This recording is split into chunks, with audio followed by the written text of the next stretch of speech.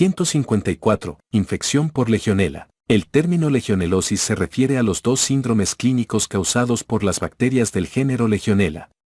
La fiebre de Pontiac es un proceso agudo, febril y de evolución limitada que se ha relacionado, desde el punto de vista serológico, con especies de Legionella, mientras que la enfermedad de los legionarios es el término que designa a la neumonía producida por estas especies. La enfermedad de los legionarios fue identificada inicialmente en 1976, cuando se produjo un brote de neumonía en un hotel de Filadelfia en el que se celebraba una reunión de la American Legion, Microbiología. La familia Legionellaceae comprende más de 50 especies con más de 70 serogrupos.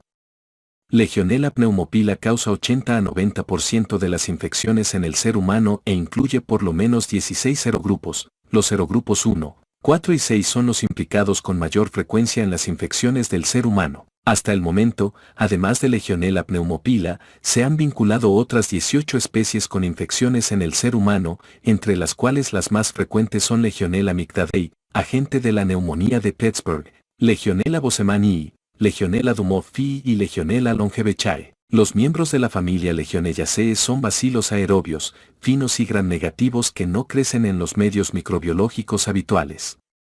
El medio que se utiliza para el crecimiento de Legionella es agar taponado con carbón y extracto de levadura. Ecología y transmisión. Los hábitats naturales de Legionella pneumopila son las grandes masas de agua que incluyen lagos y corrientes.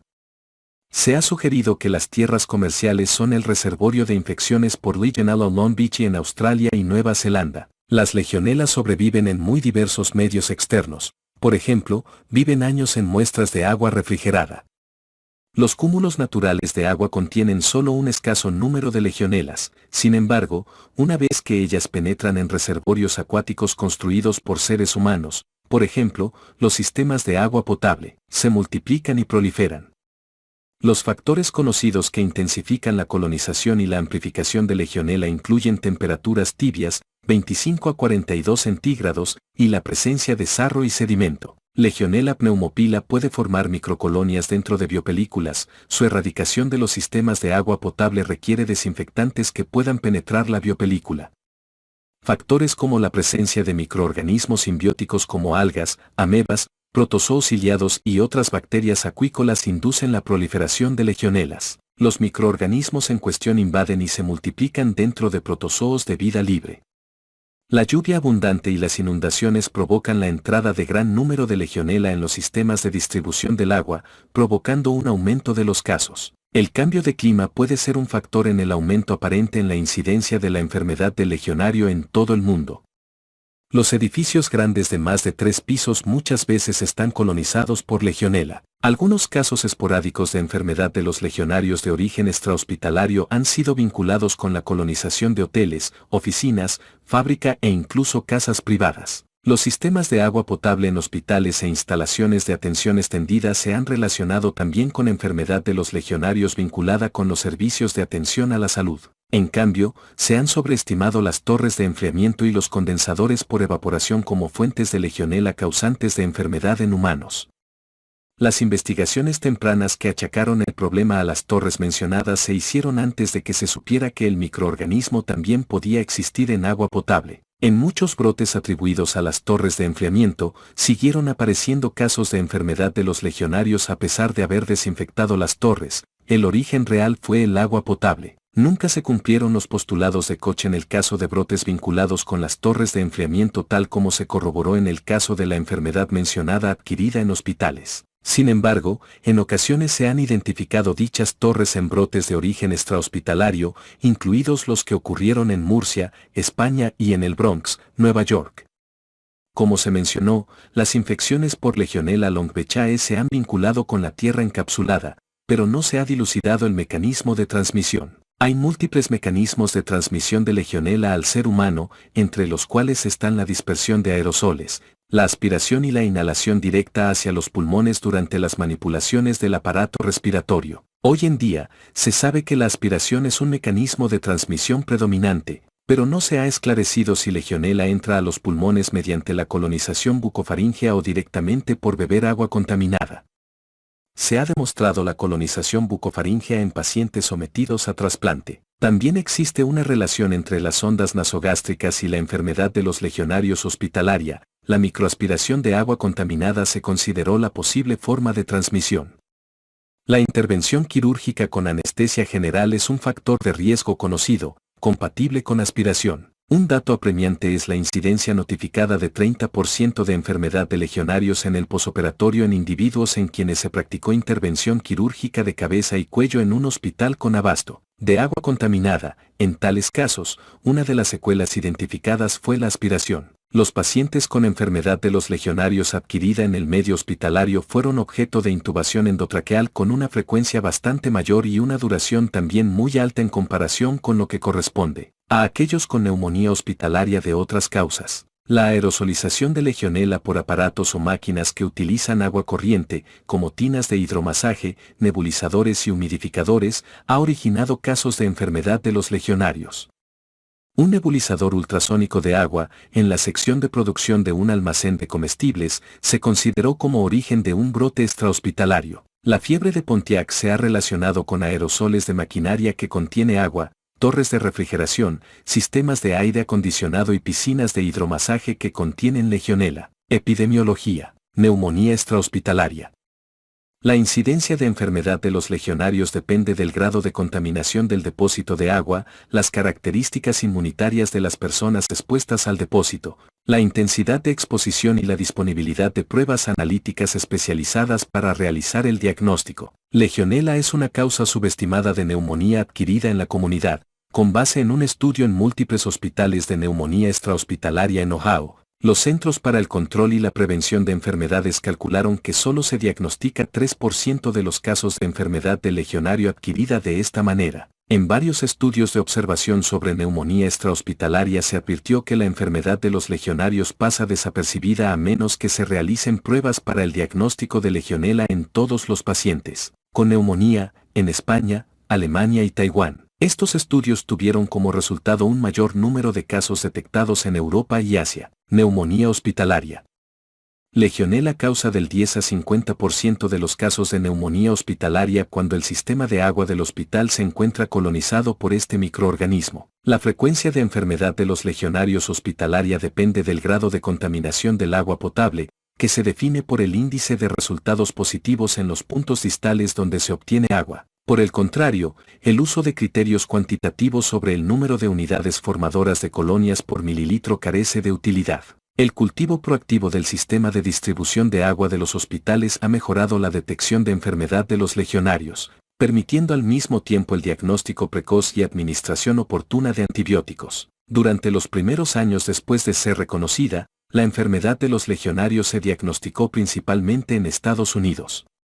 Conforme se utilizaron más ampliamente los métodos para el diagnóstico, en especial, la prueba del antígeno urinario, se diagnosticaron casos en hospitales en todo el mundo. Algunos factores de riesgo vinculados a la enfermedad de los legionarios son tabaquismo, neumopatía crónica, edad avanzada, hospitalización previa con baja 10 días antes de iniciados los síntomas de neumonía e inmunodepresión. Las circunstancias inmunodepresoras que predisponen a padecer enfermedad de los legionarios son trasplantes y tratamiento con glucocorticoides o antagonistas del factor alfa de necrosis tumoral. Sin embargo, en un gran estudio prospectivo de neumonía comunitaria, 28% de los pacientes con enfermedad de los legionarios no poseían ninguno de estos factores de riesgo clásicos. Actualmente se están diagnosticando casos hospitalarios en recién nacidos y niños inmunodeprimidos. Neumonía en receptores de trasplantes. Al parecer los receptores de trasplantes tienen un riesgo excesivamente elevado de padecer neumonía por legionela. Este riesgo quizá es secundario a un sesgo diagnóstico, dado el gran número de estudios que se realizan en busca de microorganismos patógenos oportunistas, además de la inmunosupresión tan prolongada a la que son sometidos estos pacientes. La enfermedad de los legionarios casi siempre aparece 3 meses después del trasplante. En esta población se observa con mayor frecuencia una cavitación en la radiografía de tórax y su mortalidad es mayor. Fiebre de Pontiac. Esta constituye epidemias. Su gran índice de ataque, más del 90%, refleja su transmisión por vía aérea, patogenia e inmunidad. Legionela penetra a los pulmones por aspiración o inhalación directa. La adherencia a las células del hospedador es mediada por las fimbrias de tipo 4 de las bacterias, por proteínas propias del estado de choque térmico, una importante proteína del exterior de la membrana, así como el complemento. Debido a que los microorganismos poseen fimbrias que median la adherencia a células del epitelio de las vías respiratorias, situaciones que dificultan la limpieza mucociliar, las cuales incluyen fumar cigarrillos, enfermedades pulmonares o alcoholismo, predisponen a la enfermedad de los legionarios. Las respuestas inmunitarias innatas y adaptativas intervienen netamente en las defensas del hospedador. Los receptores tipo T median el reconocimiento de Legionella pneumopila por parte de los macrófagos alveolares e inducen el reclutamiento temprano de neutrófilos en el sitio de la infección. Después de la fagocitosis, Legionella pneumopila escapa de la destrucción intracelular al inhibir la fusión del fagosoma y el lisosoma. Aunque muchas legionelas son destruidas, algunas proliferan en el medio intracelular hasta que se rompen las células, las bacterias luego son fagocitadas de nuevo por fagocitos recién alistados y comienza de nuevo el ciclo. La contribución de los neutrófilos a la inmunidad parece ser mínima, los pacientes con neutropenia no muestran predisposición a la enfermedad de los legionarios. Aunque Legionella pneumopila es sensible in vitro a los sistemas microbiológicos dependientes del oxígeno, resiste la destrucción por parte de los neutrófilos. El sistema inmunitario humoral es activo frente a Legionella. Los anticuerpos inmunoglobulina M e inmunoglobulina G con especificidad de tipo se detectan a las pocas semanas de la infección. In vitro, los anticuerpos facilitan la destrucción de los microorganismos por parte de los fagocitos, neutrófilos, monocitos y macrófagos alveolares. Los animales inmunizados generan una respuesta específica de anticuerpos con resistencia luego de la inoculación de Legionella. Sin embargo, los anticuerpos no incrementan la lisis inducida por el complemento ni tampoco inhiben la multiplicación intracelular en los fagocitos. Se ha determinado la secuencia del genoma de Legionella pneumopila. Se considera que una amplia gama de transportadores de membrana dentro del genoma optimiza la utilización de nutrimentos en el agua y el suelo. Algunas cepas de Legionella pneumopila son claramente más virulentas que otras, aunque todavía no se conocen con precisión los factores que median la virulencia. Por ejemplo, aunque muchas cepas pueden colonizar los sistemas de distribución de agua, solo unas pocas causan enfermedad en los pacientes expuestos a agua contaminada. Por lo menos un epítopo de superficie de Legionella pneumopila serogrupo 1 se vincula con la virulencia. Asimismo, tal vinculación se ha atribuido al anticuerpo monoclonal subtipo MAP2. Legionella pneumopila serogrupo 6 está implicada con mayor frecuencia en la enfermedad de los legionarios de origen nosocomial y se relaciona con una evolución poco favorable. Características clínicas y de laboratorio. Fiebre de Pontiac. Es un padecimiento agudo que cede de forma espontánea, de tipo gripal, que tiene un periodo de incubación de 24 a 48 horas. En la fiebre de Pontiac, no se produce neumonía. Los síntomas más frecuentes son malestar, fatiga y mialgias, que se observan en 97% de los casos. La fiebre, por lo regular con escalofríos, aparece en 80 a 90% de los pacientes, mientras que en 80% se produce cefalea. Otros síntomas, que se observan en menos del 50% de los casos, son artralgias, náusea, tos, dolor abdominal y diarrea. En ocasiones, se detecta una ligera leucocitosis con predominio de neutrófilos. Después de unos días, el paciente se recupera del todo y no se necesita el tratamiento farmacológico. Unos cuantos enfermos experimentan lasitud durante semanas después de recuperarse. El diagnóstico se confirma mediante seroconversión de anticuerpos. Se han publicado casos de fiebre de Pontiac por Legionella lompechae en individuos que tienen contacto con tierra para maceta. Enfermedad de los legionarios, neumonía. Este trastorno suele incluirse en el diagnóstico diferencial de la neumonía atípica, junto con las infecciones producidas por Chlamydia pneumoniae, Chlamydopila psittaci, Mycoplasma pneumoniae, Coxiella burnetii y algunos virus. Las similitudes clínicas entre estos tipos de neumonía incluyen tos no productiva e incidencia baja de eliminación de esputo purulento desde el punto de vista macroscópico. Las manifestaciones clínicas de la enfermedad de los legionarios suelen ser más graves que las de la mayor parte de las neumonías atípicas y su evolución y pronóstico son más parecidos a los de la neumonía neumocócica, bacteriémica que a los de la neumonía producida por otros agentes patógenos atípicos. Los pacientes con enfermedad de los legionarios adquirida en el medio extrahospitalario tienen una probabilidad bastante mayor, comparados con aquellos con neumonía de otras causas, de ser internados en una unidad de cuidados intensivos tras el inicio del cuadro. El periodo de incubación de la enfermedad de los legionarios suele ser de 2 a 10 días, si bien se han documentado periodos de incubación más prolongados. La fiebre es casi siempre universal. En un estudio de observación, 20% de los pacientes mostró temperatura mayor de 40 centígrados. Los signos y síntomas van desde tos leve con febrícula hasta estupor con infiltrados pulmonares diseminados y falla de órganos múltiples. La tos leve de la enfermedad de los legionarios es ligeramente productiva. A veces el esputo se tiñe de sangre. Otras veces el dolor torácico, ya sea pleurítico o no pleurítico, es intenso y, combinado con hemoptisis, muchas veces provoca el diagnóstico erróneo de embolia pulmonar. Entre 33 a 50% de los pacientes manifiesta disnea. Las molestias digestivas son pronunciadas, entre 10 a 20% de los pacientes se queja de dolor abdominal, náusea y vómito. Entre 25 a 50% manifiesta diarrea, líquida en lugar de hemática. Las anomalías neurológicas más frecuentes son confusión o cambios mentales, sin embargo, los numerosos síntomas neurológicos van desde cefalea y letargia hasta encefalopatía. Al principio de la enfermedad los síntomas son inespecíficos, malestar general, fatiga, anorexia y cefalea. Las mialgias y artralgias son poco frecuentes pero pronunciadas en unos cuantos pacientes. Es raro observar síntomas de las vías respiratorias superiores, incluida coriza. La bradicardia relativa se ha exagerado como hallazgo diagnóstico útil, se observa principalmente en ancianos con neumonía pronunciada. Al principio se detectan estertores en la exploración de tórax y conforme la enfermedad avanza se advierten datos de consolidación. La exploración abdominal revela hipersensibilidad generalizada o circunscrita. El cuadro clínico que se considera clásico de legionelosis, cuadro 154.1, sugiere el diagnóstico, pero se ha demostrado en estudios prospectivos y comparativos que estos datos suelen ser inespecíficos y que la legionelosis en realidad es idéntica a la neumonía por otras causas. En una revisión de 3 estudios de neumonía extrahospitalaria, los datos clínicos más frecuentes en la legionelosis fueron diarrea, signos neurológicos, incluso confusión, y temperatura mayor de 39 centígrados. Asimismo, se observó hiponatremia, valores elevados en las pruebas de función hepática y hematuria, con mayor frecuencia en la legionelosis.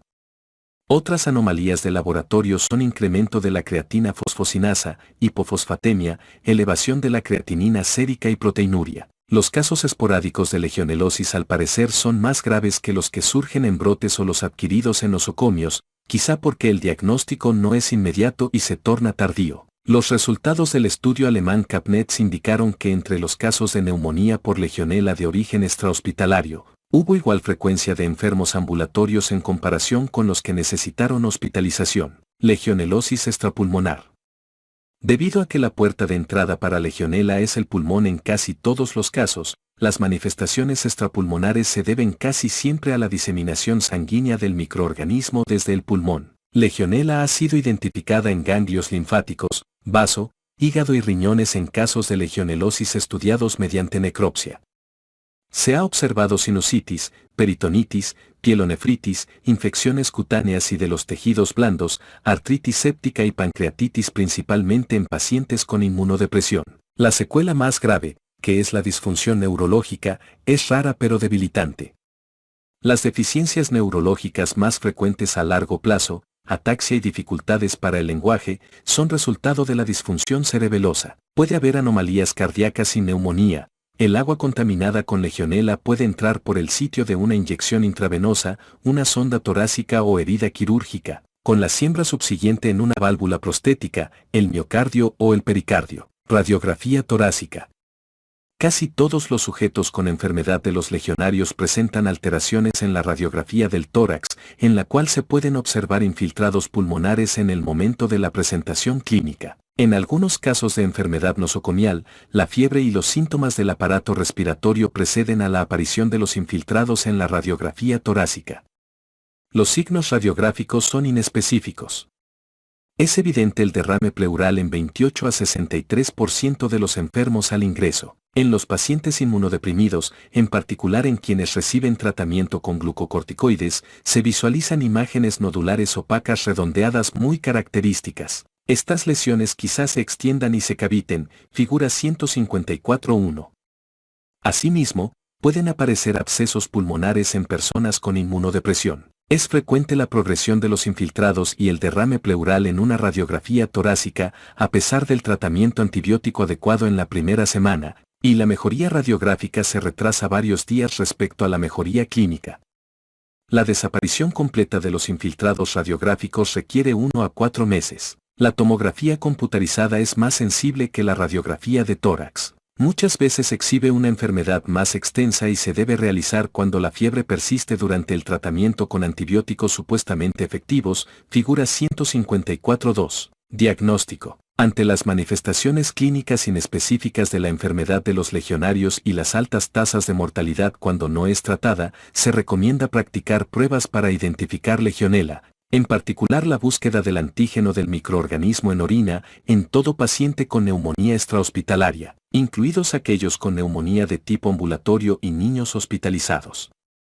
Es importante realizar cultivos en busca de legionela de la forma más amplia porque con la prueba de antígeno en orina se diagnostica solo el serotipo 1 de Legionella pneumopila. En los hospitales donde se haya corroborado la colonización del agua potable por legionela, deben practicarse cultivos de manera sistemática en busca de dicho microorganismo. Para el diagnóstico de la enfermedad de los legionarios, se necesitan pruebas microbiológicas especiales, cuadro 154.2. La susceptibilidad de las muestras obtenidas por broncoscopio es semejante a la de las muestras de esputo en lo que toca al cultivo en medios selectivos. Si no se dispone de esputo, en las muestras obtenidas por broncoscopia se puede identificar el microorganismo. El líquido de lavado broncoalveolar genera tasas mayores de identificación del microorganismo que las muestras del lavado bronquial. Si se detecta derrame pleural, habrá que efectuar toracocentesis y valorar dicho líquido por medio de la tinción con anticuerpos fluorescentes directos. Cultivos y el método en busca de antígenos diseñado para utilizar en la orina. Tinción.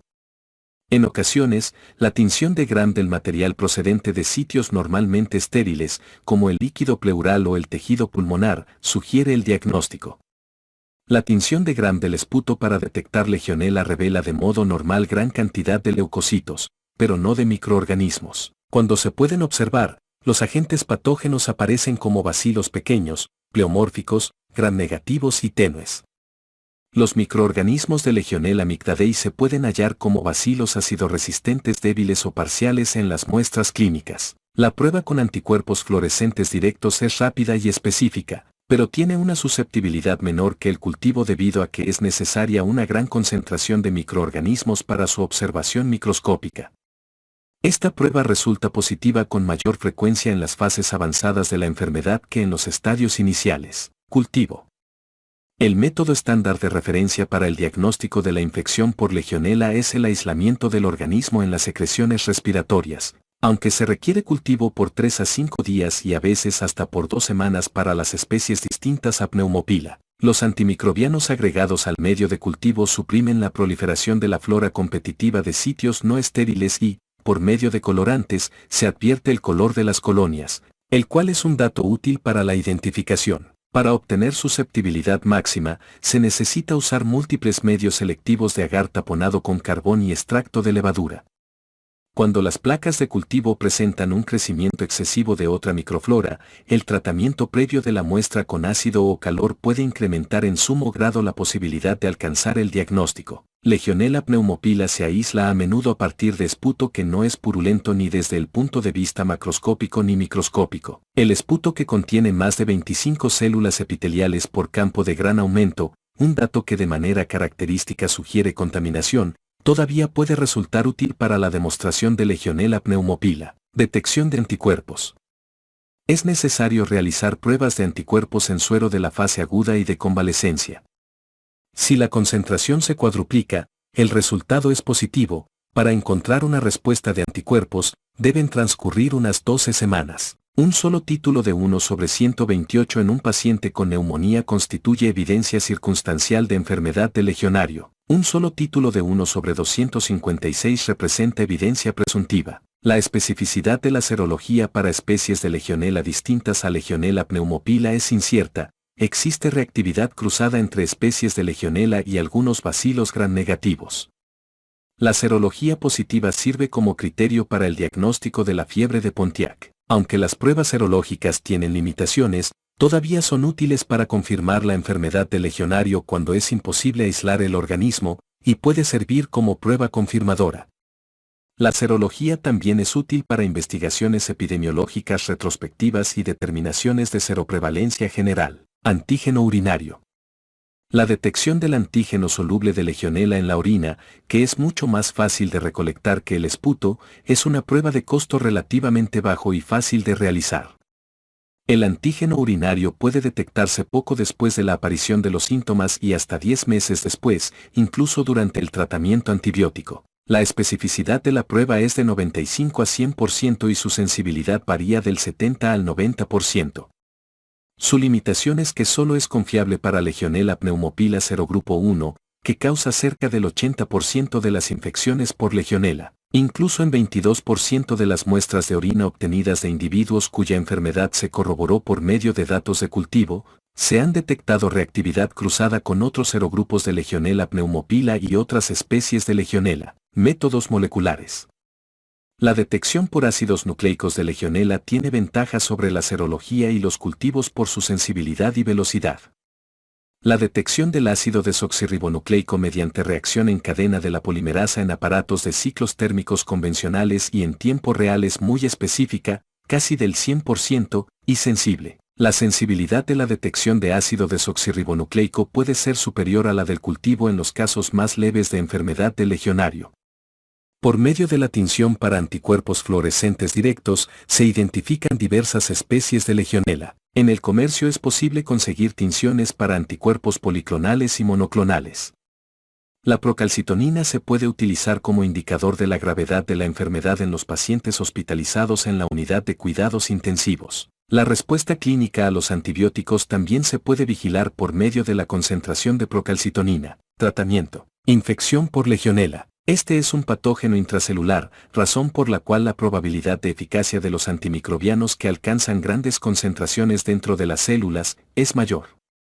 En el cuadro 154.3 se enumeran las dosificaciones de diversos fármacos que se utilizan en el tratamiento de la infección por Legionella. Los macrólidos, sobre todo la acitromicina, y las quinolonas, en particular levofloxacina y ciprofloxacina, son los antibióticos de elección y son efectivos como monoterapia. Si se comparan con la eritromicina, los macrólidos tienen mejor actividad in vitro, mayor actividad intracelular y alcanzan una concentración más grande en las secreciones respiratorias y el tejido pulmonar y tienen menos efectos adversos. Las quinolonas son los antimicrobianos que se prefieren para los receptores de trasplantes, ya que tanto los macrólidos como la rifampicina tienen interacciones farmacológicas con la ciclosporina y el tacrolimus. Los estudios retrospectivos no comparativos han demostrado que las complicaciones de la neumonía son menos frecuentes y la respuesta clínica es más rápida en pacientes que reciben quinolonas en comparación con aquellos que reciben macrólidos. Fármacos que constituyen otra opción comprenden la tetraciclina y sus análogos,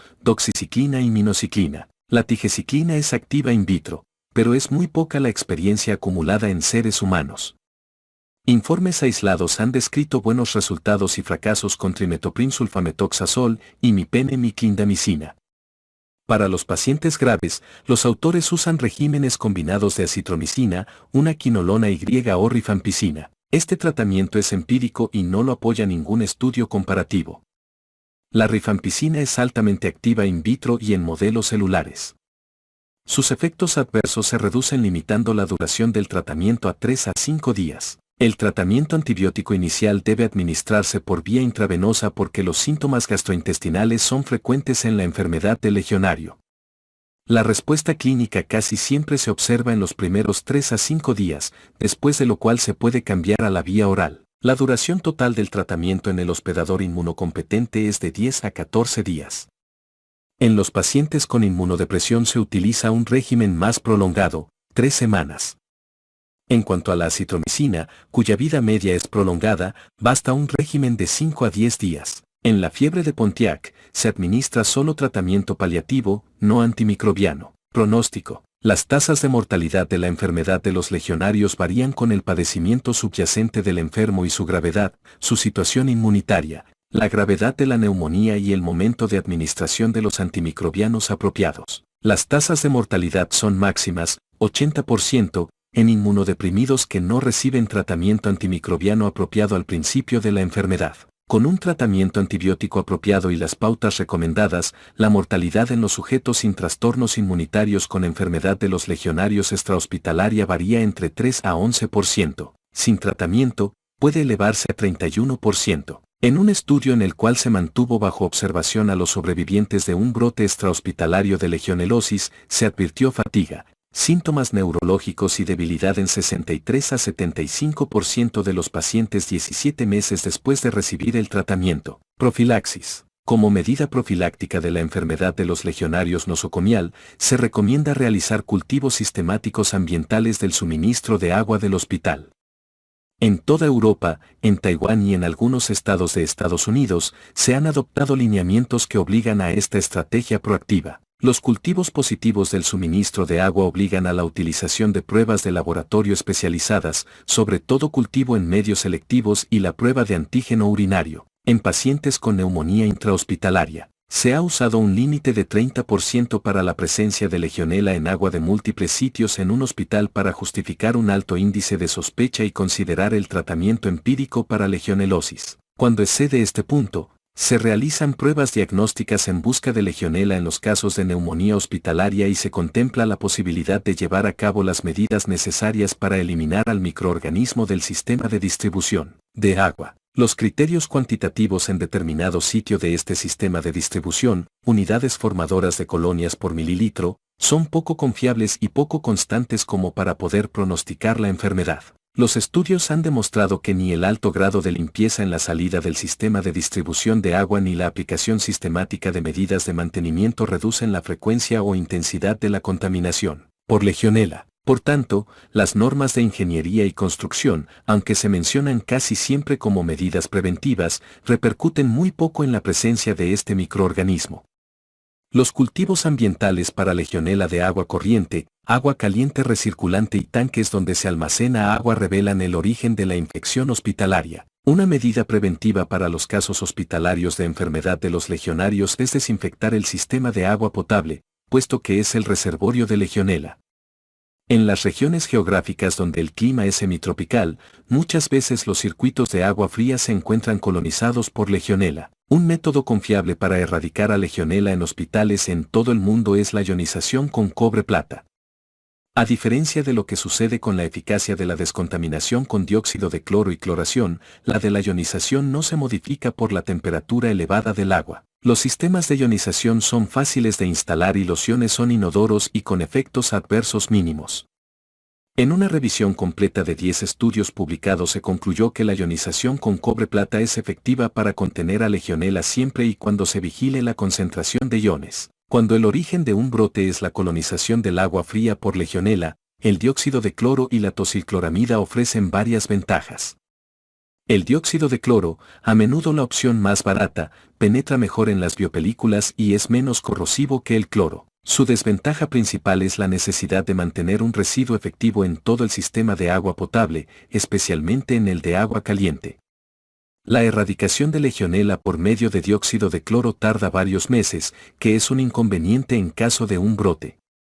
La monocloramina es una estrategia prometedora para la desinfección. Ya no se recomienda la hipercloración por ser cara, con efectos carcinógenos, consecuencias corrosivas en las tuberías y eficacia poco confiable. Una opción económica y efectiva en las regiones de alto riesgo son los filtros desechables, 0.2 micras, colocados en ciertos puntos, por ejemplo, en la unidad de cuidados intensivos y las unidades de trasplantes. Estos filtros se utilizan en situaciones de brotes y durante un periodo limitado. Otros métodos que son ineficaces y caros pero que se mencionan con frecuencia son la eliminación del estancamiento, piernas muertas, en el sistema de distribución de agua y la sustitución o desinfección limpieza de las salidas distales. Es importante que alguna persona especializada en contención de infecciones supervise la selección de la técnica utilizada para desinfectar y aplique criterios basados en evidencia cuando hacen su elección. La responsabilidad principal para seleccionar y vigilar las medidas utilizadas para eliminar y contener a legionela no debe recaer en los administradores de los hospitales.